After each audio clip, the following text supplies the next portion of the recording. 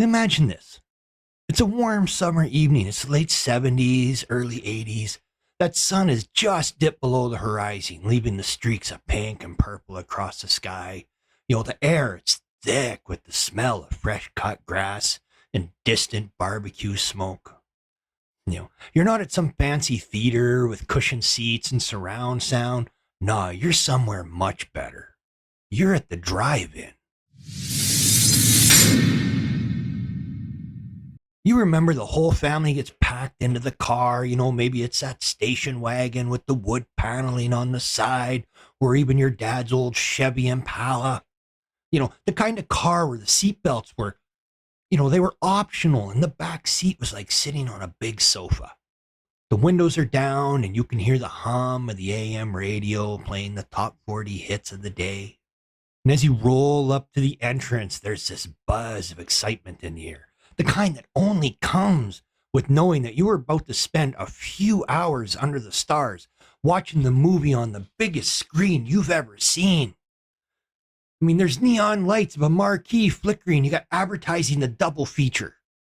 And maybe it's something for you like it was Smokey and the Bandit and Close Encounters of the Third Kind. That there is a good night. You find your spot, maybe near the back, so you can get a sneak peek at the other cars and what they're up to. Or maybe you prefer to be closer to the screen where it feels like it's going to swallow you whole. But here's the thing. Finding the perfect spot was an art form.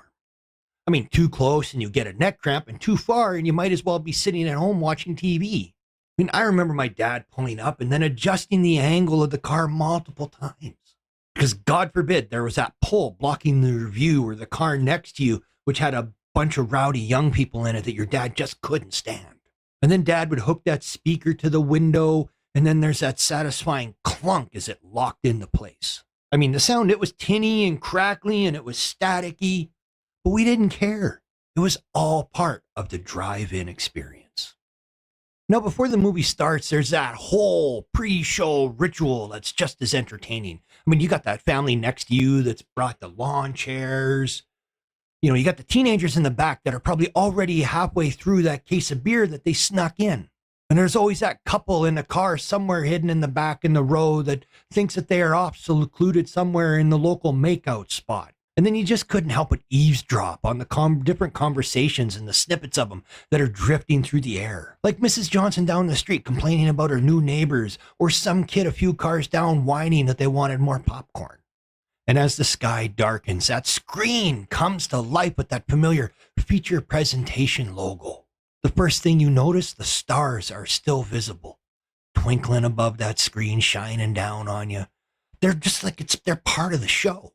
Now the movie begins, and for the next couple hours, you are lost in that world of car chases, space battles, or maybe even a few scares that make you jump while you're hiding in the backseat. Halfway through, the intermission hits. Now this is where the magic really happens. Kids start darting in between cars, playing tag, sneaking up off to the concession where you got that buttered popcorn and the smell of the sizzling hot dogs just waiting for you to get there. Maybe you got a few quarters in your hand and you're going to get yourself some candy or a soda. The lines were always long, but it didn't matter. There was something about standing there under the glow of the concession stand lights, surrounded by all different families and friends. It felt like pure freedom. And the concession stand, this place was legendary. It was like a mini amusement park for kids. You would stand in line, craning your neck for what kind of candy they had, praying that they hadn't run out of Junior Mints or Milk Duds. And if you were really lucky, your parents might spring for a hot dog or even nachos. The kind with the bright orange cheese and you'd never eat anywhere else, but somehow tasted like the best thing ever at the drive-in. Sometimes you would even run into someone from school. And there'd be that awkward exchange where you'd pretend you don't see each other, because let's face it, you're at the drive-in with your family and that's not exactly cool. But you did hope that they were watching the same movie so you could talk about it together on Monday.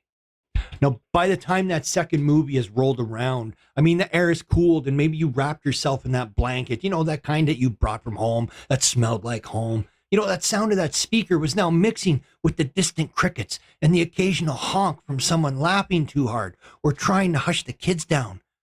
That's the soundtrack of the night. And here's where things get interesting. Depending on the movie, this is either when you started to drift off, lulled to sleep by the hum of the engine and the gentle rocking of the car as dad keeps adjusting himself, for the 10th time, or it's when the movie gets a little too intense. Maybe it's that horror flick and you're doing everything you can not to scream, hiding your eyes behind your hands, peeking between your fingers. Or maybe it's that action packed finale and you are wide awake, eyes glued to the screen, because this is the good stuff. And as the credits roll, there's this collective sigh from the crowd. That mix of satisfaction and reluctance to leave. Dad unhooks the speaker, and you feel the weight of the night's adventure starting to settle in. The car once again rumbles to life, and you slowly make your way out of the drive-in, joining that long snaked line of taillights that head toward the exit. And on your way home, you're quiet. Not because you're tired, but because you're still lost in the magic of the night. You glance out that window and you watch the world blur by, knowing that this is one of those moments you'll remember for a long time. It was that rare, perfect little slice of our time in the late 70s and early 80s, where life was simple. And a night at the drive-in felt like it was the best thing in the world.